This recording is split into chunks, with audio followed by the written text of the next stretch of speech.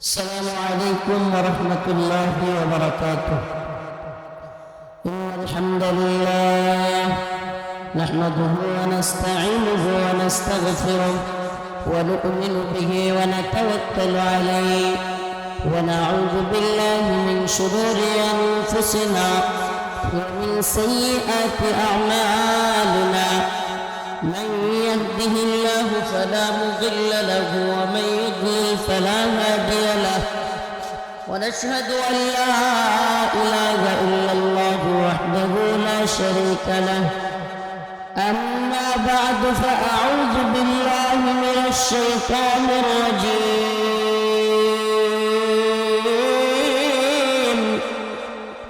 بسم الله الرحمن الرحيم. ألف لام ميم.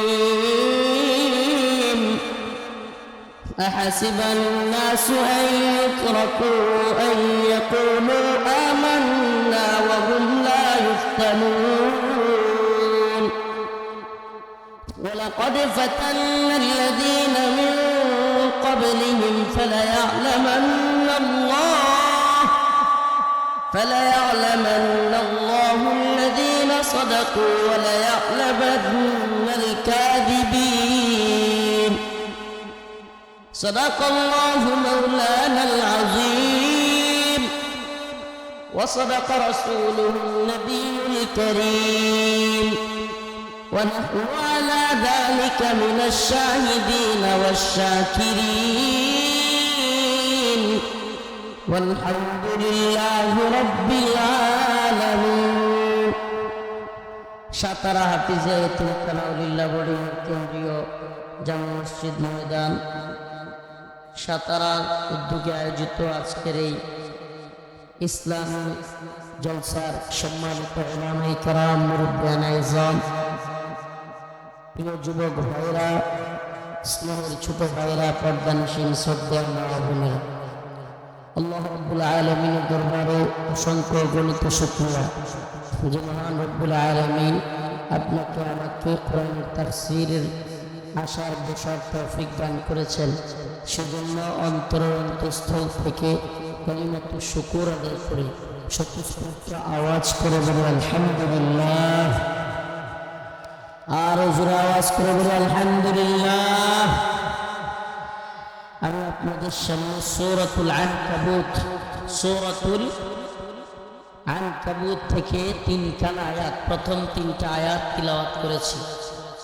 আল্লাহ রাব্বুল আলামিন যদি তৌফিক দান করেন অল্প সময় কথা বলবো।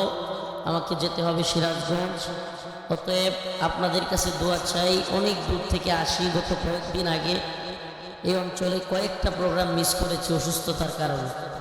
যাক, আল্লাহ পাক শরীক করে দিয়েছেন, সেজন্য আল্লাহর কাছে শুকরিয়া আদায় করি। আলিফ লাম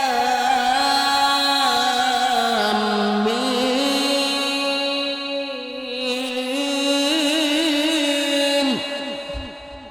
আহাসিবান নাস আন ইউতরাকু আন ইয়াকুলু আমান্না ওয়া হুম লা ইফতানুন।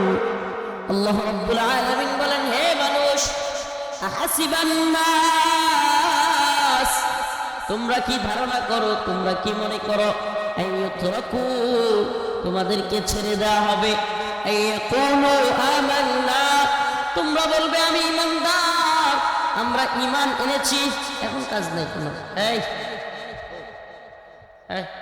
এখান দিয়ে না, যদি আসতে হয় কোনো কিছু নিয়ে পিছন দিকে আসতে হবে। আবার দাঁড়ায় আছে আলিফ লাম মিম।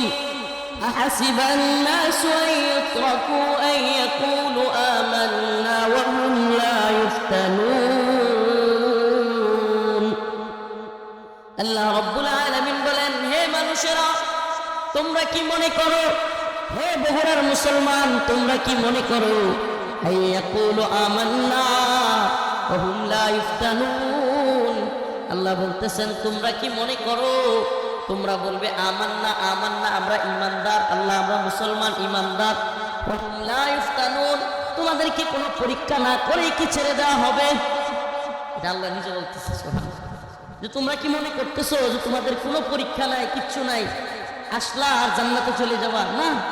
আম হাসিবতুম আন তাদখুলুল জান্নাহ, তোমরা কি মনে করো জান্নাতে যাওয়া এতই সহজ? আল্লাহ বলতেছেন ওয়ালাকাদ ফাতান্নাল্লাযীনা মিন ক্বাবলিহিম ফালায়ালামান্নাল্লাহ, তোমাদের পূর্ববর্তী যারা ছিল আল্লাহ পাক তাদেরকেও পরীক্ষা করেছেন। এমন পরীক্ষা আল্লাহ রাব্বুল আলামিন পরীক্ষার হলে যাওয়ার আগে যেমন প্রশ্ন জানায়া দেওয়া হয়, কি জানায়া দেওয়া হয়? প্রশ্ন জানানো হয় না? আচ্ছা, হঠাৎ করে যদি পরীক্ষা নিত আর প্রশ্ন না জানানো হতো, যে পরীক্ষা কত তারিখ, কি প্রশ্ন আসবে, কেউ যদি না জানতো, তার পরীক্ষা কত বেশি কঠিন হইতো? শুধু কি কঠিন, নাকি পরীক্ষকের উপর সবাই ক্ষুব্ধ হইতো যে কেমন পরীক্ষক, সে আমাকে জানাই নাই পরীক্ষা করবে? সুবহানাল্লাহ। আল্লাহ পাক কত সুন্দর নিজাম।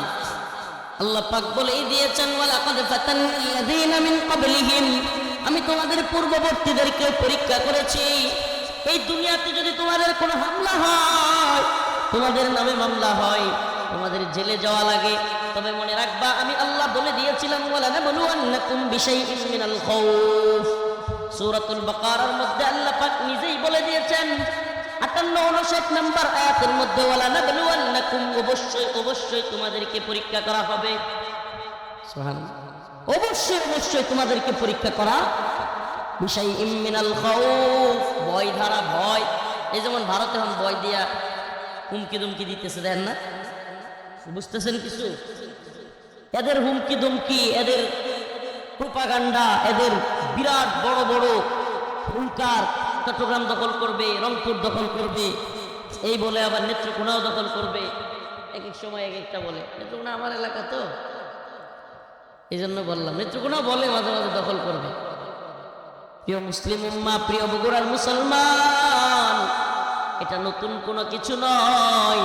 স্বয়ং আকায়ে নামদার তাজদার মদিনা সরদারে দো আলম মুহাম্মদ আরবি সাল্লাল্লাহু আলাইহি ওয়াসাল্লাম কাফেরদের হুমকিতে, কাফেরদের অত্যাচারে, নির্যাতনে স্বয়ং রাসূলুল্লাহ সাল্লাল্লাহু আলাইহি ওয়াসাল্লাম নিজের দেশ ছেড়েছিলেন।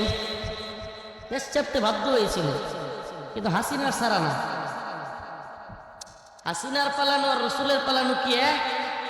কয়েকদিন আগে এক আওয়ামী লীগ নেতার ফেসবুকে পোস্ট দেখলাম, যে লিখছে যে রসুল সাল্লাল্লাহু আলাইহি ওয়াসাল্লাম নাকি দেশ ছেড়ে যাইতে হয়েছিল। আরে বন্ডের দল!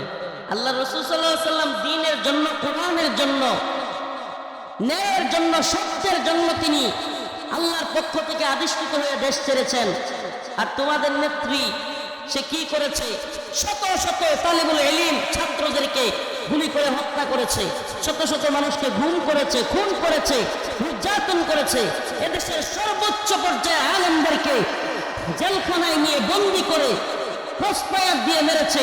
এদেশের সর্বজন শ্রদ্ধ আলেম আল্লামা সাঈদী রাহিমাহুল্লাহকে কারাগার থেকে হত্যা করে তারপর বের করেছে। এদেশের অসংখ্য হাফেজকে, অসংখ্য আলেমকে গুলি করে মেরেছে। আমাদের অসংখ্য আলেমদেরকে জেলখানায় নিয়ে রিমান্ডের নামে নির্যাতন করেছে, নিপীড়ন করেছে। রাসূলুল্লাহ সাল্লাল্লাহু আলাইহি ওয়াসাল্লাম কি এভাবে কারো উপরে জুলুম করেছিল? তুমি যদি রসুলের উম্মত হয়ে থাকো, তুমি যদি রসুলকে ভালোবাসার দাবি করে থাকো, আমার জানতে চাওয়া, আল্লাহর রসুল সাল্লাল্লাহু আলাইহি ওয়াসাল্লামকে যারা ভালোবাসে তারা কি রসুলকে নিয়ে কটূক্তি করলে, ব্যঙ্গচিত্র বানাইলে কষ্ট পাবে কি পাবে না? আমার কথা বুঝতেছেন? আল্লাহ রসুলকে যদি আপনি সত্যিকার অর্থে ভালোবাসেন, তাহলে আল্লাহ রসুলকে কেউ ব্যঙ্গ করলে, কটূক্তি করলে আপনার কষ্ট লাগবে কি লাগবে না? আপনি তাকে লাল গালিচা সংবর্ধনা দিবেন মনে হয়? হ্যাঁ, রসুলকে যে কটূক্তি করেছে তাকে কি লাল গালিচা সংবর্ধনা দিবেন? পুরো পৃথিবীর মধ্যে, বর্তমান পৃথিবীতে রাসূলুল্লাহ সাল্লাল্লাহু আলাইহি ওয়াসাল্লামের সবচাইতে বেশি কটূক্তি এবং ব্যঙ্গচিত্র বানিয়েছে ফ্রান্স। ফ্রান্সের প্রেসিডেন্ট এমানুয়েল ম্যাক্রো, এই বদমাশ, ফ্রান্সের বড় বড় বিল্ডিং গুলোতে আল্লাহ রাসূল সাল্লাল্লাহু আলাইহি ওয়াসাল্লামের পেট, নাউজুবিল্লাহ, পেট মুবারককে বিকৃত করেছে। আল্লাহ রসুলের নাম দিয়া ওখানে একটা পেটকে আকৃতি কইরা ওখানে ফাইলা বিকৃতি কইরা বড় বড় বিল্ডিং এর মধ্যে প্রজেক্টর লাগায়া মানুষকে দেখাইছে। আর সেই মেট্রো বাংলাদেশে তোমার নেত্রী দাওয়াত দিয়ে নিয়ে আসছে। শুধু নিয়ে আসে নাই, বাংলাদেশে লাল গালিচা সংবর্ধনা দেওয়ার পরে এই কুখ্যাত মহিলা এই লেডি ফিরাউন মেট্রোর সাথে গালাগালি চুমাচুমি পর্যন্ত করেছে। কথা সত্য না মিথ্যা? দেখছেন আপনারা, সবাই দেখছেন না? যেই পরিমাণে কষ্ট কারাগারে এই পেপার পত্রিকাতে এগুলো দেখে পাইছিলাম। মেট্রোর মতো বিশ্বের সবচাইতে কুখ্যাত সাতেমে রাসূলের সাথে এত গলাগলি, আবার আমাদেরকে তাহাজ্জুদের গল্প শোনা। মনে রাখবেন, রাসূলের অপমানে যদি না কাঁদে তোমার মন, মুসলিম নয় মুনাফিক, তুমি রাসূলের দুশমন। রাসূলের অপমানে যদি না কাঁদে তোমার মন, মুসলিম নয় মুনাফিক, তুই রাসূলের দুশমন। তুমি রসুলকে কেমন ভালোবাসো যে মেট্রো রসুলকে নিয়ে ব্যঙ্গচিত্র বানাইছে। এমন কি দেখেন সুবহানাল্লাহ, তার দেশের জনগণ রসুলকে নিয়ে কটূক্তির অপরাধে তার দেশের জনগণ ডিম চুরা মারছে। আপনারা ভিডিও দেখেন না? তার দেশের জনগণ ইউরোপে পশ্চিমা বিশ্বে থাইকা প্রেসিডেন্টকে যদি এতটুকু ইমানি শক্তি তাদের হইতে পারে, আর তুমি বলবা হুজুর এটা রাজনীতি, বিভিন্ন দেশের রাষ্ট্রপ্রধানদেরকে আনতে হয়। তোমার কেমন রাজনীতি তুমি শিখলা যে রসুলের বিদ্বেষী, রসুলকে নিয়ে কটূক্তিকারী, ব্যঙ্গচিত্রকারী এই ব্যক্তিকে তোমার লাল গালিচা সংবর্ধনা দিতে হয়? আমি তো বলি রাজনীতি বুঝি না, যদি আমার বাবাও আল্লাহর নবীর বিরুদ্ধে যায় আমি তারও বিরুদ্ধে যাব। এটাই রসুলের প্রতি ভালোবাসা, এটা ঈমান। আল্লাহর নবীকে যদি কেউ কটূক্তি করে, ব্যঙ্গচিত্র বানায়, আমার বাবা হয়, আমি আমার বাবারও বিরুদ্ধে যাব। ঠিক কি ঠিক না? আহাসিবান নাস আন ইউতরাকু আন ইয়াকুলু আমান্না ওয়া হুম লা ইফতানুন। আল্লাহ রাব্বুল আলামিন বলেন, হে ঈমানদাররা, হে মানুষ, আন ইউতরাকু আন ইয়াকুলু আমান্না, তোমরা বলবে আমান্না আমান্না, আমরা ঈমান আনছি, আল্লাহ আমি ঈমানদার, আল্লাহ আমি ঈমানদার। আল্লাহ বলেন না, এটা হবে না, তোমাকে পরীক্ষা করা হবে। ওয়ালা নাবলুওয়ান্নাকুম বিশাইইন মিনাল খাউফ, তোমাদেরকে ভয় দিয়া পরীক্ষা করা হবে। ওয়াল জু, ক্ষুধা দারিদ্রতা দিয়া পরীক্ষা করা হবে।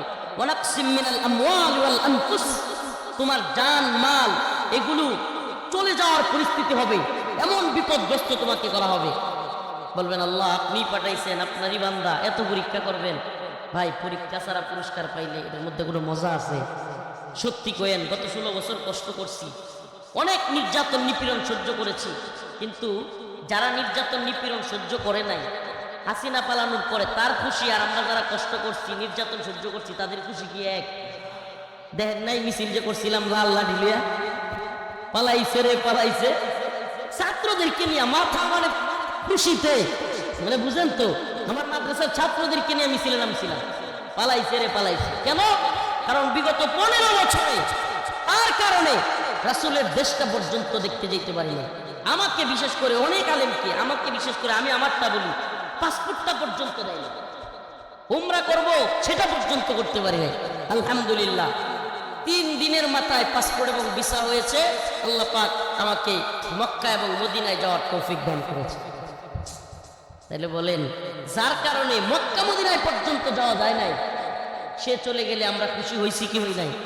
কিন্তু খুশিটা কখন? যখন আপনি পরীক্ষায় পাস করছেন। পরীক্ষাটা কি? জেল জুলুমের পরীক্ষা আসছে, নির্যাতন আসছে, নিপীড়ন আসছে, আমরা পরোয়া করি নাই, কারাগারে নিয়ে গিয়েছে, আবার বের হয়েছে, আবারও তার বিরুদ্ধে, জালেমের বিরুদ্ধে আমরা কথা বলবার চেষ্টা করছি। আমাদের বক্তব্য একেবারে ক্লিয়ার, এদেশ নিয়ে ষড়যন্ত্র হচ্ছে। প্রিয় উপস্থিতি, প্রিয় বগুড়ার মুসলমান, এদেশ জাতীয় আন্তর্জাতিক ষড়যন্ত্রের শিকার সবসময়, এখনো জাতীয় আন্তর্জাতিক বিভিন্ন চক্রান্ত চলমান। বর্তমানে একটা ভয়াবহ চক্রান্ত এই হিন্দুত্ববাদী ইন্ডিয়া করতেছে। অনেকদিন হিন্দুত্ববাদী ইন্ডিয়া চেষ্টা করেছে, বন্যা দিয়া চেষ্টা করেছে বাংলাদেশকে নতজানু করাইতে। এখানে রাজনীতিবিদরা আছেন, তারা বলবেন বাংলাদেশ রাষ্ট্রের ইতিহাসে এই সাইফুল ইসলাম আলিফ ভাই চট্টগ্রামে শহীদ হওয়ার আগে বাংলাদেশ থেকে নেতারা এরকম বিবৃতি কিংবা এরকম বক্তব্য কখনো দেয়নি, আমি দেখি না, কখনো না। ভারতের বিরুদ্ধে পুরো জাতি এখন এমন ঐক্যবদ্ধ হয়েছে, ভারতের বিরুদ্ধে আল্লাহ পাক এক সাইফুল ইসলাম আলিফ ভাইয়ের শাহাদাতের মাধ্যমে গোটা জাতিকে এমন ঐক্যবদ্ধ করেছে যে এখন এই জাতি ভারতকে পরিণয় করে না। আলহামদুলিল্লাহ। আমি তো মনে করি আসলি স্বাধীনতার স্বাদ আমরা তখনই পাওয়া শুরু করব যখন আমরা পৃথিবীর কোনো দেশকে গোলামি না করে আমরা নিজেরাই স্বাধীন সক্রিয়ভাবে নিজেদের সিদ্ধান্ত নেওয়ার মতো সক্ষমতা অর্জন করতে পারব। এটা না স্বাধীনতা। আমার যদি পাকিস্তানের কাছ থেকে ৭১ মুক্তিযুদ্ধ কইরা হাজার হাজার মানুষ মইরা আবার ভারতের গোলামি করা লাগে, তাহলে এটা কি স্বাধীনতা? আমাকে বলেন এটা কেমন স্বাধীনতা? এখন যদি ভারত ২০২৪ সালে হাসিনারে দৌড়ানোর পরেও এখনো ভারতের চামচামি করা লাগে, তাহলে কিসের স্বাধীনতা? আপনারা যারা জানেন না, সাধারণ মানুষ, রাজনীতিবিদরা তো জানার কথা, বা সচেতন যারা তারা তো অবশ্যই জানে এই দেশটা কখনোই স্বাধীন ছিল না ৭১-এর পর থেকে। আলহামদুলিল্লাহ এখন বলা যায় ৮০% আমরা এই ভারত নামক হিন্দুত্ববাদী সাম্রাজ্যবাদী আধিপত্যবাদী শক্তি থেকে ৮০% আলহামদুলিল্লাহ স্বাধীন। এখনো ২০% সমস্যা আছে। এই ২০% সমস্যা কিছু কিছু এখনো পর্যন্ত কিছু উপদেষ্টা, কিছু মিডিয়া এবং কিছু এদের চেলাচামুন্ডারা দালালরা এখনো পর্যন্ত বাংলাদেশের অনেক শীর্ষস্থানীয় পর্যায়ে বসে আছে। আল্লাহ যদি তৌফিক দান করে ইনশাআল্লাহ বিইজনিল্লাহ হিন্দুত্ববাদীদের সমস্ত দালালদেরকে এদেশে শায়েস্তা করা হবে। এ জাতি কারো গোলামি মানে না, এটা একটা শুকরিয়ার বিষয়। আলহামদুলিল্লাহ এ জাতি কারো গোলামি মানবে না, একমাত্র আল্লাহর গোলামি মানবে। কার গোলামি? আমরা ভারতের গোলামি করি। ভারত আমাদেরকে মামলা দিতে পারে, হামলা দিতে পারে। গত কয়েকদিন আগে আমাদের এক সাংবাদিক ভাই ইলিয়াস ভাই ফোনে বলতেছে, হুজুর রাত্রে গভীর রাত্রে ২টা-৩টার দিকে প্রোগ্রাম করে যাচ্ছি, বলতেছে হুজুর একটু সাবধানে থাকেন, ভারত বিরোধী যারা চিহ্নিত মুখ তাদেরকে টার্গেট করেছে র, আল্লাহ মাফ করুক, তাদেরকে চোরাগুপ্ত হামলা করে হলেও হত্যা করার প্ল্যান তাদের। এর একটা নমুনা আমরা দেখেছি চট্টগ্রামে আদালত চত্বরে একজন অ্যাডভোকেটকে কুপিয়ে দিনে দুপুরে সাইফুল ইসলাম আলিফকে কিভাবে হত্যা করলো। আপনি এটাকে কি বলবেন? এই সাইফুল ইসলাম আলিফ ভাই নব মুসলিম যারা হিন্দু থেকে মুসলমান হইতো তাদেরকে ইবিডিবিট বা ধর্মান্তরিত করার যে আদালতের সিস্টেম সেটা করতেন। আমাকে বলেন, যেই লোকটা আদালতের মাধ্যমে হিন্দুদেরকে মুসলমান বানানোর কাজটা করতেন তাকেই হত্যা করা হলো, তার মানে এটা টার্গেট কিলিং। টার্গেট কিলিং, পরিকল্পনা করে হত্যা করা হয়েছে আমার ভাই সাইফুল ইসলাম আলিফকে। এমনকি আমাদের দুইজন সমন্বয়ক সার্জিস এবং হাসানাত, এই দুই ভাই যখন এই আলিফ ভাইয়ের জানাজা থেকে আসতেছে তখন তাদের উপর গাড়ি দিয়ে হামলা হয়েছে, ভয়ঙ্করভাবে 2 জায়গায় ট্যাগ দিয়ে মারা হয়েছে। প্রিয় হাজিরিন, এর থেকে বোঝা যায় ভারত এদেশে তাদের বিরুদ্ধে যারা, এদেশের পক্ষে যারা, তাদেরকে হত্যা করবার ষড়যন্ত্রে নেমেছে। আমি ইলিয়াস ভাইকে যে কথাটা বলেছিলাম এটা আবারও বলি। ভাইকে বলেছিলাম, ভাই আমরা রাতের বেলায় প্রোগ্রাম করি, প্রোগ্রামে তো যেতেই হবে, আর আমাদের সাথে তো বাহিনী থাকে না, এটা তো আর সম্ভব না। আমরা একমাত্র আল্লাহকে ভয় করি। ইদা জা আজালুহুম লা ইস্তাখিরুনা সাআ ওয়া লা ইস্তাকদিমুন। আমরা বিশ্বাস করি আল্লাহ যেদিন পর্যন্ত হায়াত রাখছে, ভারত কেন পুরো পৃথিবীর সুপার পাওয়ার মিলেও আল্লাহ পাক যদি আমার হায়াত রাখে, পৃথিবীর কারো শক্তি নেই আমাকে হত্যা করে। এটা বিশ্বাস করি। সতর্কতা কি? সতর্কতা এতটুকুই যে আমি জানলাম, হ্যাঁ এটা একটা কথা মনে রাখবেন, চোর আগামীকালকে চুরি করবে কিংবা ডাকাত আগামীকালকে আপনাদের এলাকায় কিংবা বাড়িতে ডাকাতি করবে, এটা যাই না রাখাই অনেক বড় ফায়দা আছে। এটা অনেক বড় সতর্কতা। এই জন্য প্রিয় মুসলমান, প্রিয় বগুড়াবাসী, আপনাদেরকে বলি আমরা কারো দালালি করব না।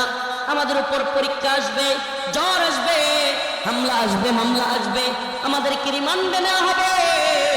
আমাদের মামলা হলেও আল্লাহু আকবার বলবো, আমাদেরকে জেলখানায় নেওয়া হবে, তবুও আল্লাহু আকবার বলা হবে। আমাদেরকে রিমান্ডে নিবে, তবুও বলবো আল্লাহু আকবার। আমাদেরকে ফাঁসির দড়ি লাগাইতে পারে, তবুও বলবো আল্লাহু আকবার। ঠিক না? তবু আমরা আল্লাহর গোলামি করব, আমাদেরকে নতজানু করাইতে পারবে না। আমাদেরকে যদি মনে করে আমাদেরকে থ্রেট দিয়া, ভয় দেখায়, হামলা মামলার হুমকি দুমকি দেয়া ভারত আমাদেরকে গোলামি করাবে, পারবে না। আমরা কামানের মুখোমুখি দাঁড়িয়ে আল্লাহু আকবারের ধ্বনি দিব, রাজি আছেন তো ইনশাআল্লাহ? আসুক না যত বাধা, যত ঝড় সাইক্লোন, রাসূলের পথে মোরা চলবই। এ জীবন বাজি রেখে দিনের নিশান মোরা বাংলার আকাশে উড়াবই। রাজি আছেন তো ইনশাআল্লাহ?